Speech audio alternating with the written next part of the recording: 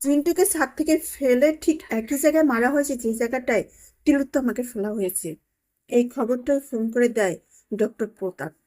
প্রতাপকে তখন অবিনাশ ব্যানার্জি বলে, আপনি আদিনাথ ব্যানার্জির খবর জানেন, যদি সে ফেসে যায় আপনাকে কিন্তু ছেড়ে দেবে না, সাবধান। তারপর আলোক্যকে বলে, শুনেছিলাম তোর বউ নাকি কালকে রাত্রে বৃষ্টিতে ভিজেছিল। বলে কেন? বলে আগে আমি শিওর হয়ে নেই, এই মেয়েটাকে আমার ঠিক বলে উপরে চলে যায়। সমস্ত সন্দেহ গিয়ে পড়ে তমসের কথা। এর পরের দৃশ্যে দেখা যাবে যে তমসার ভাত কাপড়ের অনুষ্ঠান হয়। আলেখ্য ভাত কাপড়ের দায়িত্ব নেয়, তমসাকে খেতে দেওয়া হয়।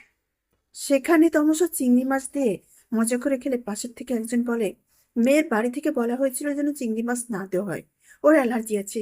যিনি ও খাচ্ছে কেমন অদ্ভুত লাগে। তারপর ডক্টর প্রতাপের স্ত্রী তিলোত্তমাকে বলে, তুমি পেট ভরে খেও। তমসা কেমন অন্যমনস্ক হয়ে তার দিকে তাকিয়ে বলে, কেন? এরপরে আর খেতে পাবো না? পাশ থেকে অলক্ষ্য বৌদি বলে, তোমার বাড়ি থেকে শিখিয়ে দিয়েছি।